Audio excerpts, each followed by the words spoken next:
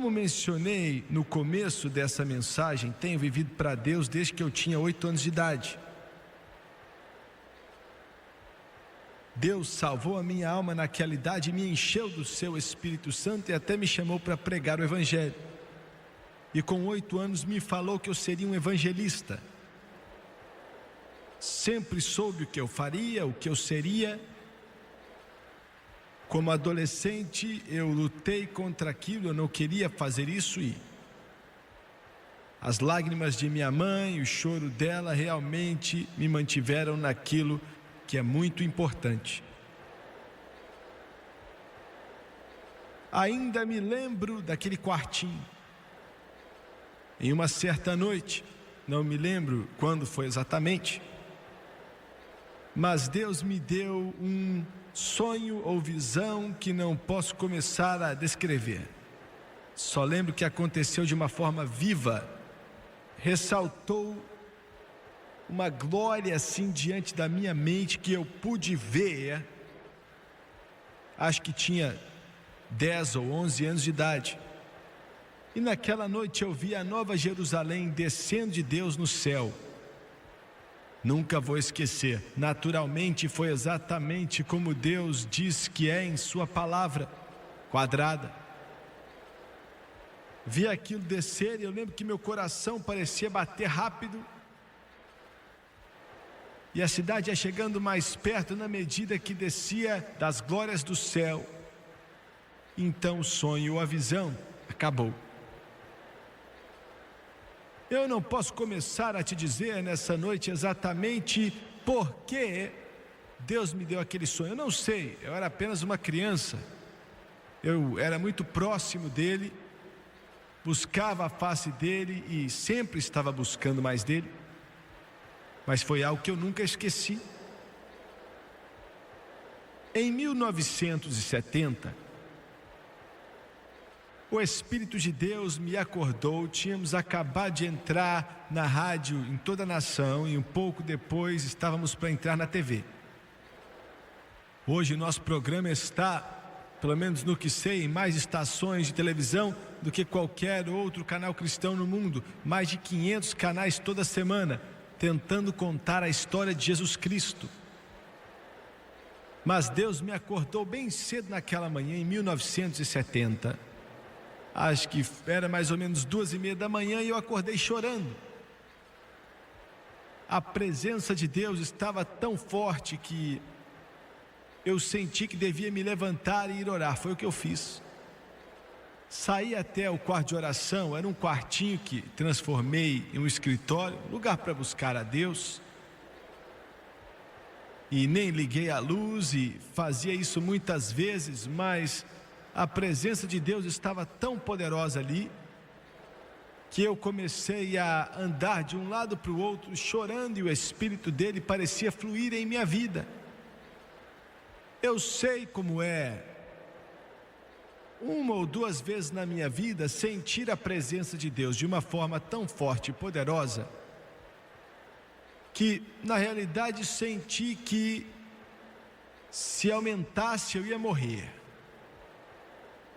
Eu entendo um pouco sobre o que João quis dizer quando disse que viu ele ali na ilha de Patmos e se prostrou como um homem morto. Era como se mãos gigantescas apertassem meu coração e o Espírito de Deus falava comigo sobre esse ministério, me falando o que fazer. E foi um pouco antes do amanhecer que eu me prostrei e ainda me lembro do lugar. Estava de joelhos, tinha me prostrado no chão e chorando muito e parecia que o meu corpo estava se despedaçando enquanto eu buscava ele. Fiz uma pergunta. Eu perguntei a ele algo que perguntei com temor e tremor. Perguntei com um temor tão grande que nunca senti igual, pois sabia o que a palavra dizia. Eu disse: Senhor, quanto tempo vai demorar até o arrebatamento chegar? Eu sei que a palavra diz que homem nenhum sabe a hora, nem os anjos sabem quando vai ser. Quando Jesus falou aquilo, nem Jesus sabia, somente o Pai no céu sabe a data certa. Mas perguntei com palavras que foram quase um sussurro, e aquele que lê o coração dos homens sabia exatamente o que eu estava pensando. Mas eu disse: Senhor, quando o Senhor vai voltar e quanto tempo nós temos? Acho que nunca vou esquecer aquele momento. Ele falou ao meu coração e disse assim, me perguntou quanto tempo falta, quanto tempo minha igreja tem.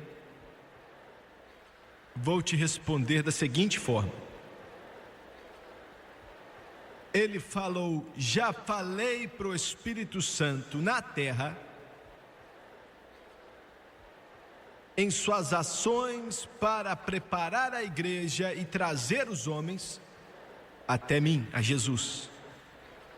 Já falei para ele para se apressar. Essa é a minha resposta para você. Foi o que ele me falou.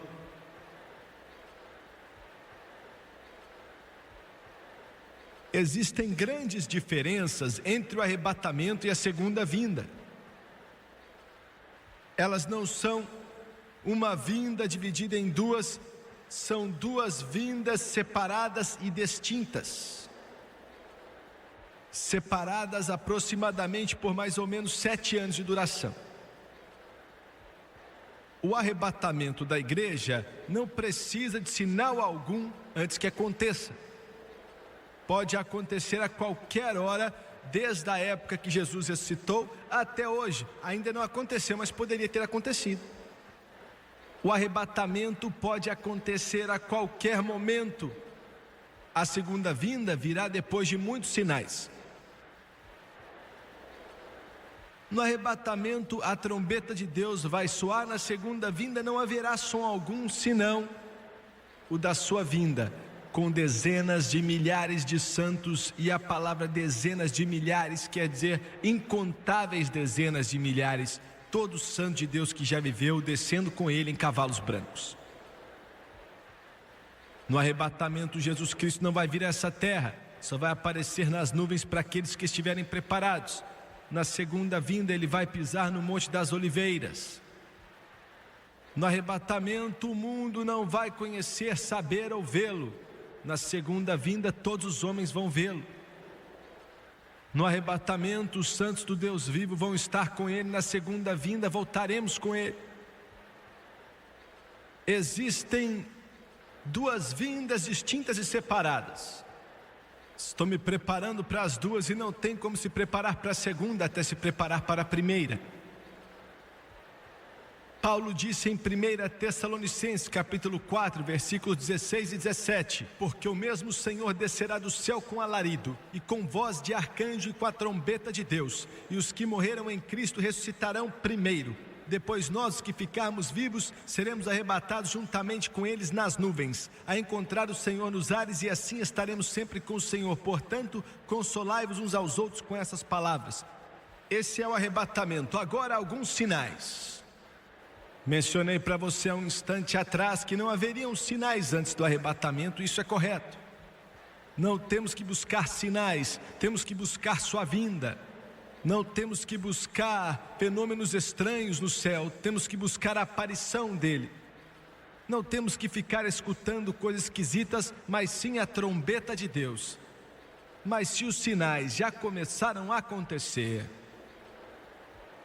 que aponta para a segunda vinda, quando ele pisará no Monte das Oliveiras, quão mais próximos o arrebatamento da igreja deve estar? Quão mais próximo ele deve estar? Esse evento glorioso e cataclísmico, quando a trombeta de Deus tocar e levar todo filho de Deus vivo nesse mundo para o céu, e todo filho de Deus que morreu antes desse momento, instantaneamente vai subir e encontrar Jesus e ser transformado em um instante. Vai ser o momento mais glorioso que a igreja do Deus vivo já experimentou. Agora, Lucas escreveu no capítulo 21, ele disse o seguinte, nesse grande livro que leva seu nome, eu quero ler para você. capítulo 21, um versículo só, 26. Olha o que ele falou. Homens desmaiando de terror na expectação das coisas que sobrevirão ao mundo. Quero chamar sua atenção a esse termo, na expectação das coisas. Quer dizer que o homem vai desmaiar. O homem vai literalmente olhar para os problemas gigantescos diante da humanidade e dizer: não há esperança, não há porquê, não existem soluções para esses problemas. Na expectação das coisas. Não há um só homem vivo que tenha uma televisão em sua casa, ou que possa ler um jornal ou uma revista, que não sabe que coisas sérias estão acontecendo agora e coisas terríveis estão por vir. Existe algo no coração do homem que quer tentar parar a corrida de armamento que o mundo tem se envolvido, gastando $1 milhão por minuto em armas. Mas os homens não sabem como parar isso. Os homens não sabem como parar, parece não haver uma saída. Enquanto os homens olham para essas coisas, não podem fazer outra coisa senão se perguntar o que acontecerá, porque a humanidade finalmente chegou a um ponto aonde pode destruir a si mesmo por total. Entendeu bem? Esses problemas podiam ter sido resolvidos anos atrás, mas agora já é tarde demais. Eu estive no Novo México, coloquei minha mão na réplica exata do Fat Boy e do Long Boy, as duas bombas atômicas que foram lançadas em Nagasaki e Hiroshima, no Japão, no exato local aonde foram aperfeiçoadas, no projeto de Manhattan, lá em Nova York. Essas armas que destruíram 2 cidades, matando quase 250 mil pessoas em um instante, hoje são tão insignificantes que essas armas iam ser apenas o gatilho para bombas de hidrogênio e cobalto. O homem vê isso e o homem quer parar, mas o homem não sabe como parar. E olham na expectação das coisas que sobrevirão ao mundo e estão desfalecendo. Quem poderá resolver os problemas? Ninguém. Em 2 Timóteo 3:1, o apóstolo Paulo fez a seguinte declaração. Posso começar no primeiro versículo. Nos últimos dias sobrevirão tempos trabalhosos, porque haverá homens amantes de si mesmos, avarentos, presunçosos, soberbos, blasfemos, desobedientes a pais e mães, ingratos, profanos, sem afeto natural, irreconciliáveis, caluniadores, incontinentes, cruéis, sem amor para com os bons, traidores, obstinados, orgulhosos, mais amigos dos deleites do que amigos de Deus, tendo aparência de piedade, mas negando a eficácia dela. Ele diz que nos últimos dias tempos trabalhosos viriam. Temos visto e estamos vendo um aumentar nas coisas ruins. Estava em um avião muito grande algumas semanas atrás, voltando de Israel. Um homem chegou para mim, se apresentou. Era um dos editores do jornal de Wall Street. E ele me falou que assistia ao programa quase que toda semana, quando estava em Nova York. Ele se assentou ao meu lado e começamos a conversar, a falar. E ele começou a me contar quando entrevistou um dos maiores cientistas de Israel ou no mundo, a respeito da chuva amarela. Tinha escutado falar daquilo, li algumas coisas sobre aquilo, e ele me falou dessa guerra química desenvolvida pela União Soviética, que matou milhares de pessoas do seu próprio povo há alguns anos atrás, quando desenvolviam esse químico.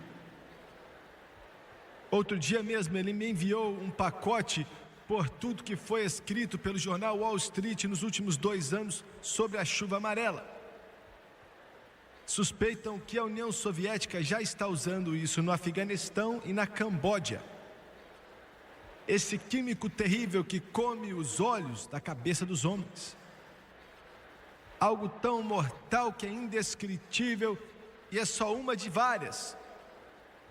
E ele me falou assim: nós temos a prova que a União Soviética está usando essa arma, essa bomba, esse químico terrível, que não só vai destruir populações inteiras, mas os que conseguem sobreviver vão viver a vida deles, passando problemas para os seus filhos, pode aniquilar com o mundo inteiro. Sabemos que eles já estão usando isso.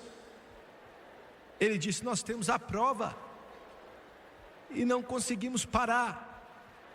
Ele disse: pessoalmente já pedi a alguns homens no Departamento do Estado para colocar a prova diante da União Soviética, mas ninguém faz nada. Você pode dizer: Jimmy Swaggart, sempre houve algo ruim no mundo. Sim, mas eu quero que você me escute com muita atenção. Houveram vezes no passado, quando o homem fez atrocidades, cometeram atrocidades tão drásticas que eram indescritíveis. Eu posso dar detalhes delas, mas isso não é necessário. Vocês que leram seus livros de história, a desumanidade do homem para com o homem não é uma lenda. Mas aqui está a diferença entre aquela época e agora.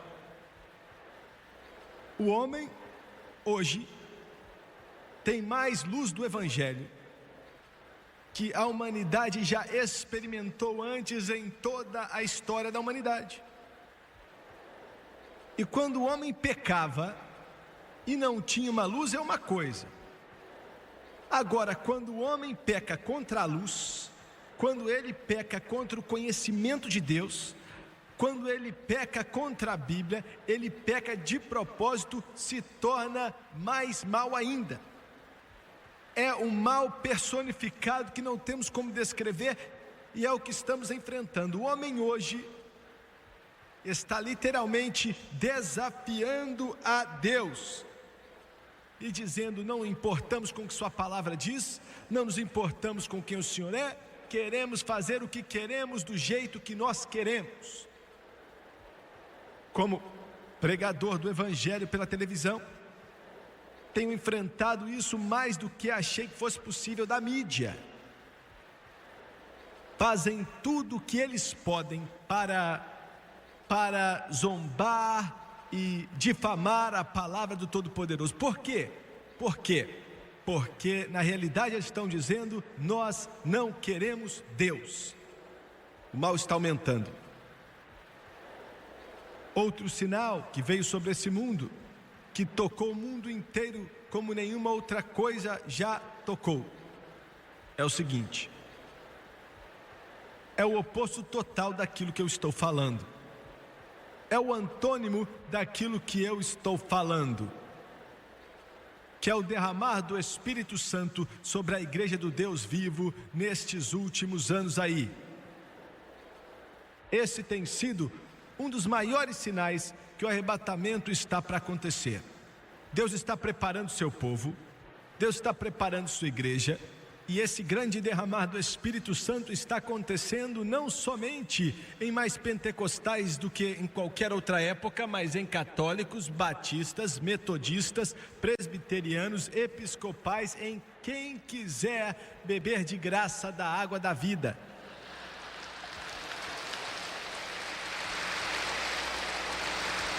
O grande poder e derramar do Espírito é o maior sinal até aqui, desde que comecei a pregar, que o arrebatamento acontecerá, que Jesus está voltando.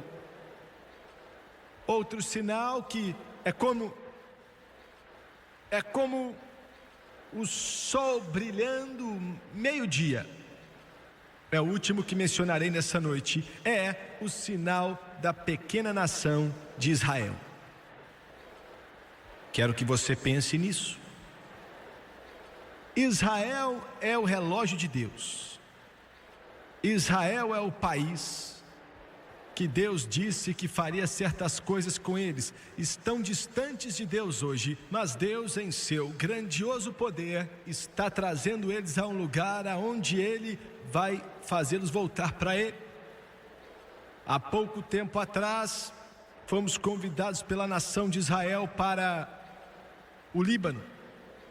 para ver, levamos o pessoal que trabalha na nossa televisão para olhar para aquilo que está acontecendo agora. É claro que quando você assistir isso na televisão, eu não sei o que terá acontecido lá.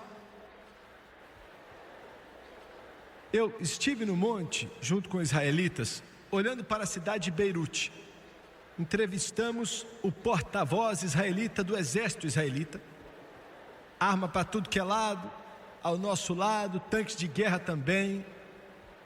O exército israelita que enfrentou o arsenal russo e destruiu pedaço por pedaço, sem quase nenhuma casualidade do lado deles em relação ao número de casualidades envolvidas na guerra, derrubando 87 aviões do inimigo sem a perca de um só avião israelita. E tinha destruído o poderoso T-72 tanque soviético, que o Pentágono falou que era o melhor do mundo, até maior do que o MX, feito pelos Estados Unidos.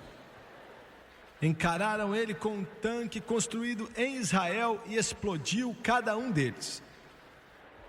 Passamos por vários caminhões trazendo de volta tanques russos que estavam queimados, derrubaram uns 500 T-54 e T-72.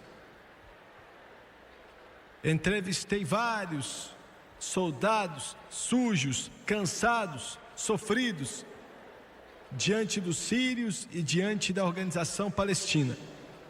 E claro que o coração da gente parte pelos cidadãos de Beirute, pelas vítimas inocentes que sofrem os problemas terríveis dessa matança. E eu estive ali, o chão tremendo e o barulho de canhões, enquanto a Força Armada Palestina estava atirando e Israel respondendo fogo. Olhei para a fumaça azul que estava caindo sobre a cidade de Beirute. E me perguntei, e até perguntei ao embaixador que estava conosco, que o governo israelita colocou para nos acompanhar: você sabe o que isso quer dizer? Você sabe o que isso quer dizer? Ele abaixou a cabeça e disse: não sei. Só sei que estamos lutando para sobreviver. No capítulo 11 do livro de Zacarias, começando no primeiro versículo, diz, e vou parafrasear: ai de vós, Líbano. E começa a falar dos problemas desse pequeno país. E um pouco depois, naquele mesmo capítulo, fala a respeito de Israel aceitando o pastor maligno que será o anticristo, pensando que ele é o Messias. Não estou falando para você que esse conflito acontecendo nessa noite no Líbano é o que foi profetizado por Zacarias há muito tempo atrás, mas estou dizendo que pode muito bem ser.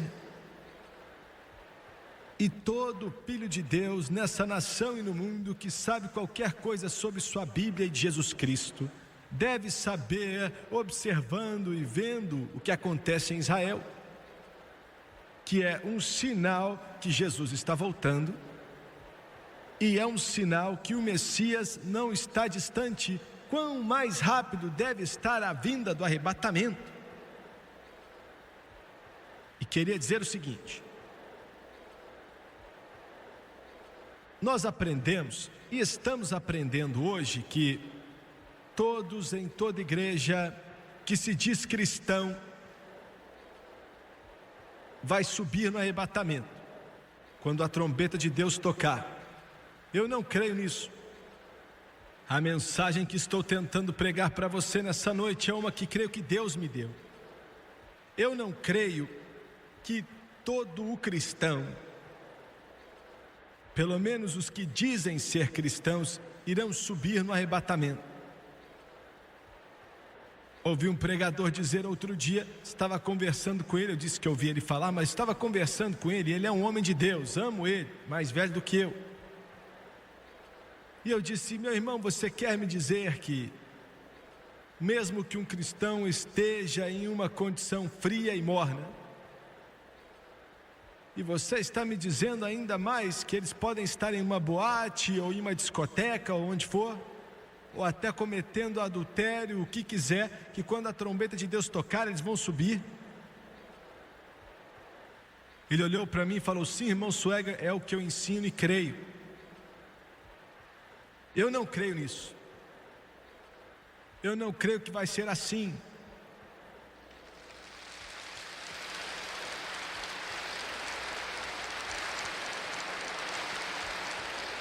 No livro de Apocalipse,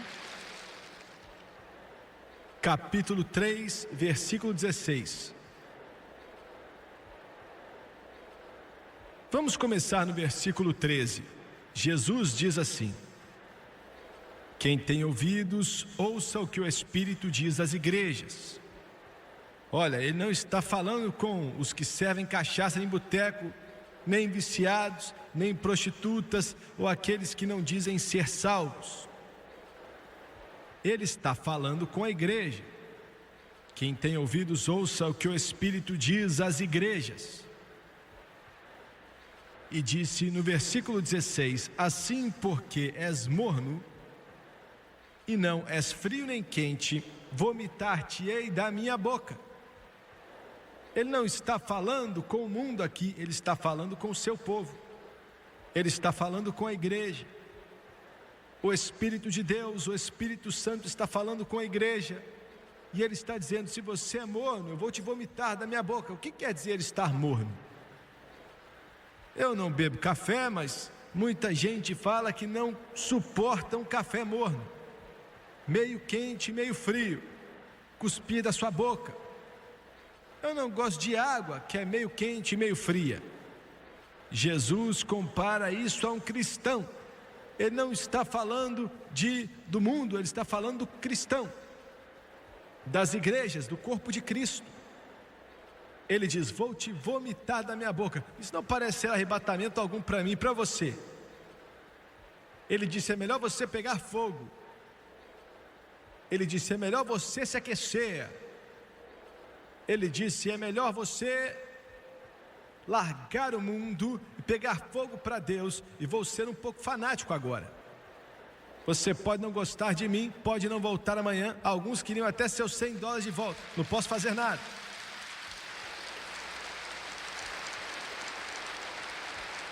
É melhor você chegar tão perto de Jesus Cristo que toda vez que você respira é como se fosse um louvor, que sua vida é na presença dele. Você pode dizer: ah, mas você é ministro do Evangelho, aí é fácil. Mas eu sou um trabalhador, eu dirijo o caminhão, eu sou advogado, engenheiro, professor, homem de negócios, eu tenho que trabalhar com o mundo. Você tem que estar mais perto de Deus ainda. No seu trabalho, onde quer que você esteja, eles têm que olhar para você como se estivesse louco.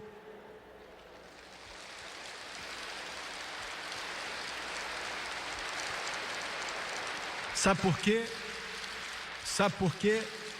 Eles têm que olhar para você como se você de alguma forma fosse diferente deles. E vou te falar por quê. É porque quando você tem um problema, você bate o martelo na mão, as coisas não dão certo, você não começa a xingar. Você diz: aleluia, obrigado Jesus, glória a Deus, eu te louvo, Senhor.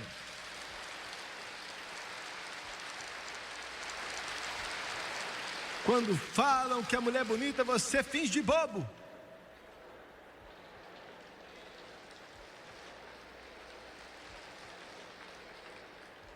Quando falam, como é que é o nome da bebida? Droga não sei do que, PT não sei das quantas, não sei o que lá. Você não conhece. Nunca esteve lá. Você fala: ah, eu não entendo muito disso não, mas eu posso te falar de Mateus, Marcos, Lucas e João.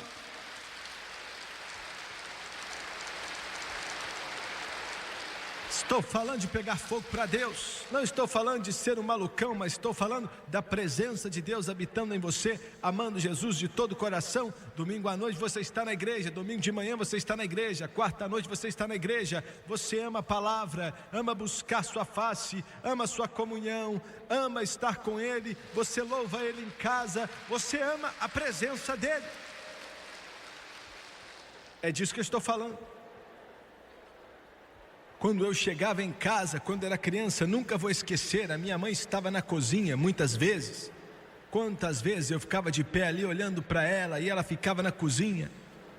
Não tínhamos nenhuma lavadora automática, nem sei se existia na época. Minha mãe naquela época não tinha nem máquina de lavar, nem de secar. E seja o que temos hoje em dia. Ela lavava a nossa roupa em uma tábua na pia. E fazia assim, ó.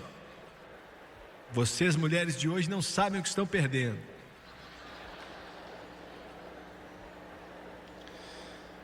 Mas ela estava na pia da cozinha e eu ia até a porta.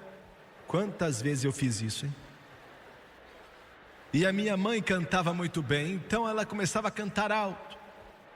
Ela não sabia que eu estava olhando ou que eu estava vigiando, mas ela cantava e chorava, não de tristeza, mas de alegria. E ela cantava: que comunhão, que alegria divina, eu estou nos braços do Pai. Eu não conseguia provar, eu era só um adolescente de pé na porta, mas eu sabia que dava para ouvir o coral angelical cantando com ela. E a orquestra angelical tocando com ela, enquanto ela cantava, e o poder de Deus era tão forte que meu cabelo arrepiava todo. Deixa eu te falar um negócio, me escuta aqui. Não estou pregando para o mundo, não estou pregando para os Estados Unidos, não estou pregando para as pessoas que não estão salvas, mas para o cristão. Temos que voltar a isso, ao invés de ficar ali assistindo novela, assistindo seriado e assistindo tudo que é coisa ruim na televisão.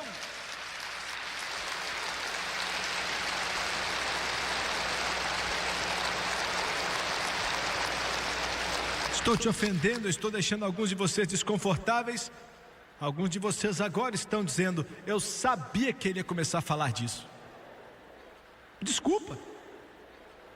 Está morno, está morno, está morno. Faz quanto tempo desde que você esteve no coral e de repente você não aguentava mais cantar, as lágrimas estavam descendo no seu rosto e a presença de Deus enchia o seu coração, e você levantava as mãos e começava a louvá-lo, e a presença de Deus vinha sobre a igreja. Ah, mas Jimmy Swaggart, nosso coral não faz isso. Se fizéssemos isso, me jogariam para fora. É isso que eles têm que fazer.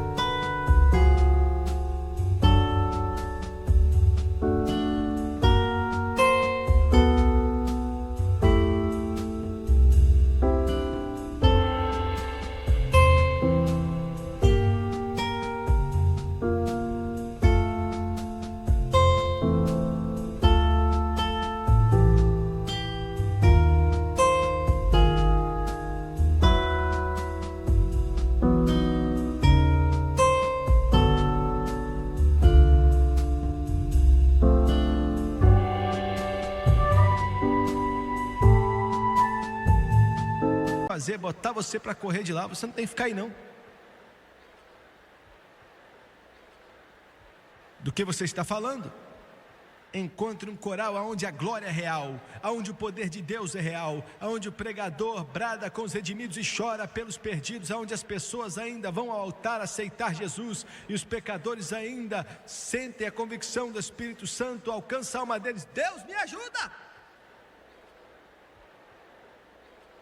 Será que eu sou como crítico? Quando digo que muitas das nossas igrejas pentecostais não se sabe a diferença entre ela e a presbiteriana. E eu não quero insultar os presbiterianos porque comparo dessa forma, mas estou falando a verdade. Entendeu bem? Olha, isso não cai tão bem. Isso faz com que o povo fique bravo, balançando o barco. Alguém está falando: você não deve balançar a canoa. Eu estou querendo virar essa canoa de cabeça para baixo.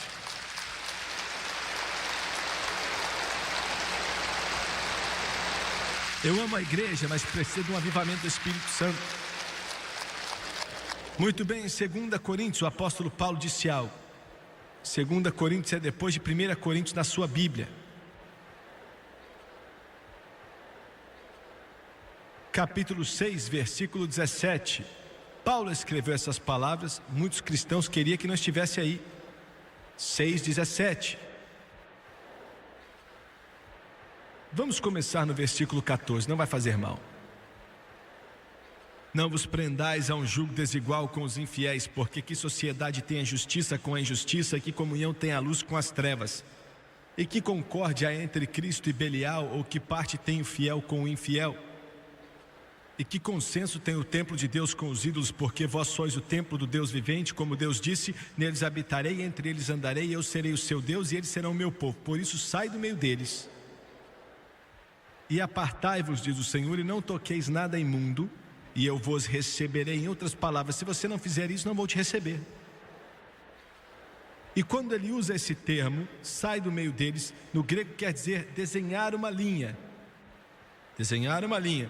E então chegue o mais distante possível dessa linha. É o que quer dizer.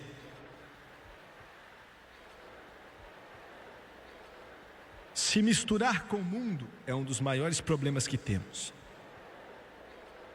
É algo que o Espírito Santo sempre coloca em meu coração para alertar a igreja. Pessoalmente, eu não estou interessado no que você faz. Se todos os cristãos forem assistir tudo que é filme que Hollywood lança, eu não estou nem aí. Eu te amo, vou continuar te amando independente do que você faça. Mas como ministro do Evangelho, tenho bom senso bastante para saber que toda a sujeira, a obscenidade, a vulgaridade que sai nesses mundos é cada vez mais podre, cada vez mais suja e mais obscena do que em qualquer outra época. E como filho de Deus, você não tem que ir nadar no meio do lixo. Fica longe disso. Fica longe desse negócio.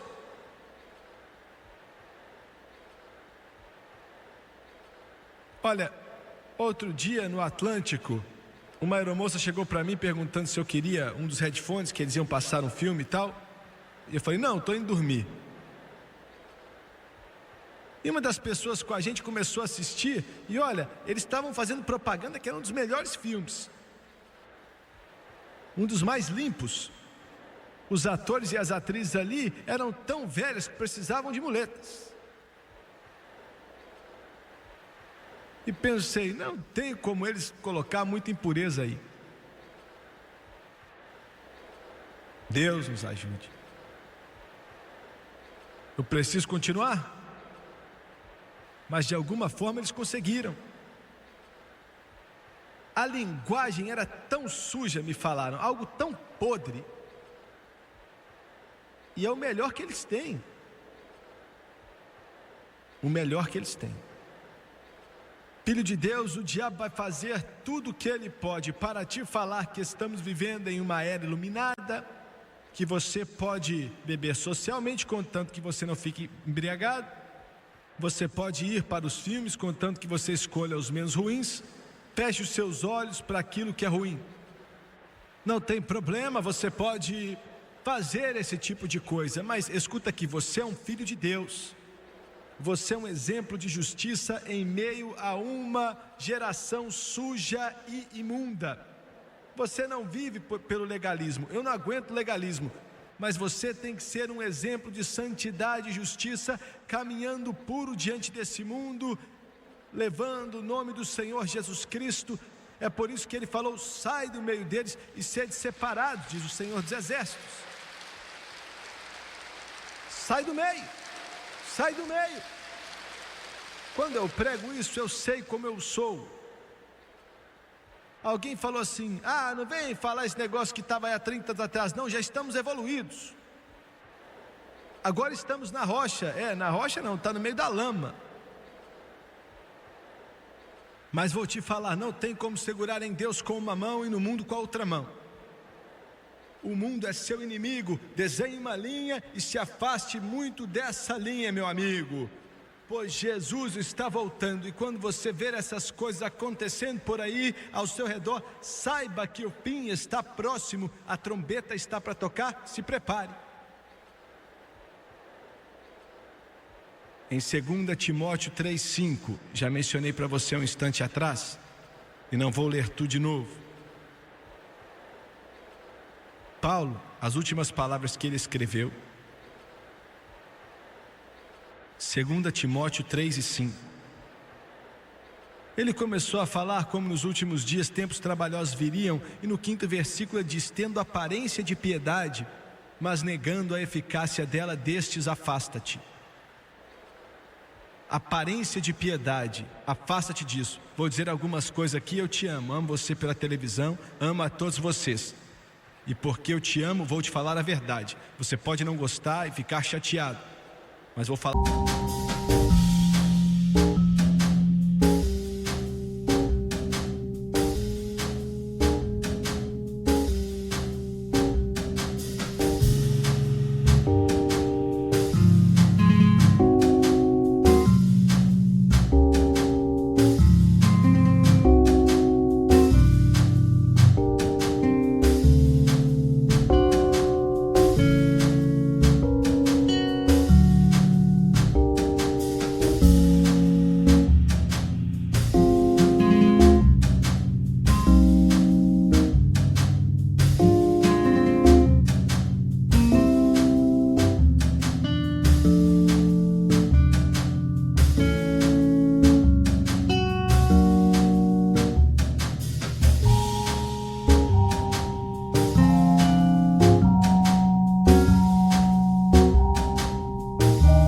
Assim mesmo, aonde você vai à igreja é a coisa mais importante na sua vida, fora a sua casa. Escutou o que eu falei? Eu não disse qual foi o valor do prédio com milhões de dólares, ou se a arquitetura dele ele é feito com uma arquitetura tão linda.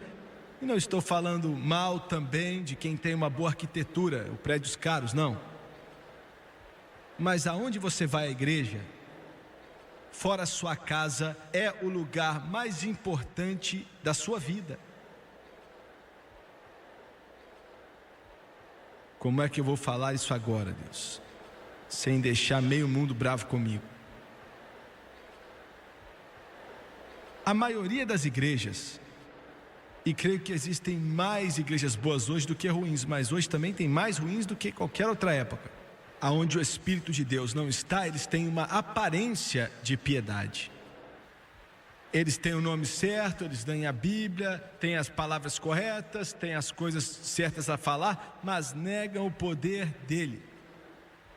Eu quero te falar que o poder da igreja é o Espírito Santo.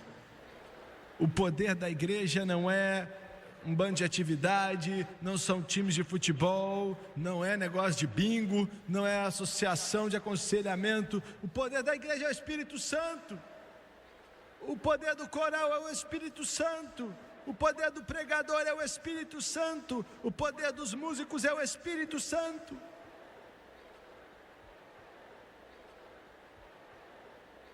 E eu não estou nem aí quantos diplomas seu pastor tem no nome dele. Não importa quantos seminários ele já foi. Não importa quantos políticos ele conhece. Se você está indo para uma igreja onde as pessoas não descem até o altar aceitando Jesus e são salvas, alguns estão indo para a igreja a vida inteira e você nunca ouviu o seu pastor dizer essas palavras em toda a sua vida. Você escuta um pregador dar relatório de livro de trás de púlpito. Ele prega o que sai na revista ao invés do que está na Bíblia. Damos risada e seria engraçado se não fosse trágico. Mas milhões e milhões na igreja, pensando que estão salvos, não sabem nada de Jesus Cristo, porque lobos em pele de cordeiro estão atrás dos púlpitos e pregadores estão pregando evangelho fraco, falando para eles aquilo que eles querem ouvir. Eu não gosto de pregar isso. ou de dizer essas coisas. Eu não gosto de ter que me levantar, subir em um púlpito e ser um tipo de estraga-prazer. Eu não gosto disso. Mas eu tenho que fazer isso. Quantas pessoas eu cumprimento? Quantas pessoas eu encontro? Quantas pessoas você encontra que vão para uma igreja, são membros de igrejas que nunca perdem culto algum? E depois de 5 minutos de conversa, você sabe que nunca encontraram Jesus. Nunca foram salvos. Católicos, você pode confessar até a orelha do padre ficar muda de tanto ouvir. Você pode rezar para tudo que é santo, e não estou falando isso sarcasticamente porque eu te amo, mas não vai salvar sua alma. Você pode ser fiel à Igreja Católica e nunca perder uma só missa, e não vai salvar sua alma. Você pode beijar o pezão do Papa e não vai salvar sua alma.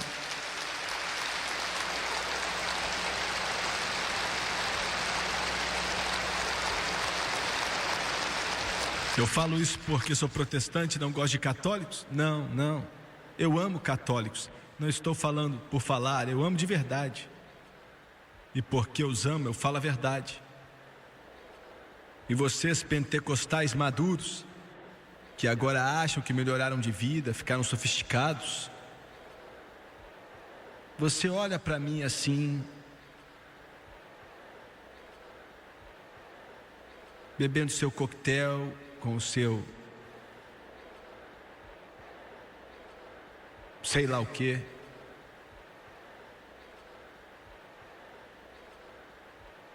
e você ora um pouco em línguas,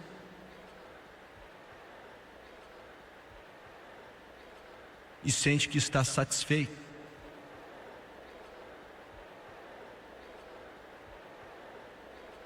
Você de forma alguma não é melhor que aquele católico que está rezando para um santo morto.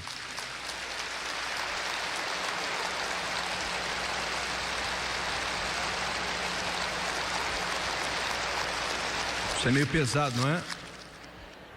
Se você não entende o que estou falando, eu vou tentar explicar. Não importa qual é a igreja, pentecostal, presbiteriana, independente, o que for. Jesus é a resposta. Jesus, Jesus, Jesus.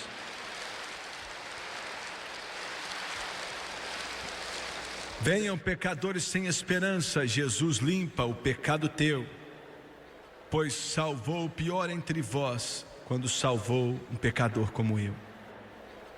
Sim, eu sei. O sangue de Jesus pode libertar o pior dos pecadores. Sim, eu sei.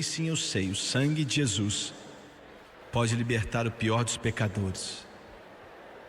Em breve, a trombeta de Deus vai tocar.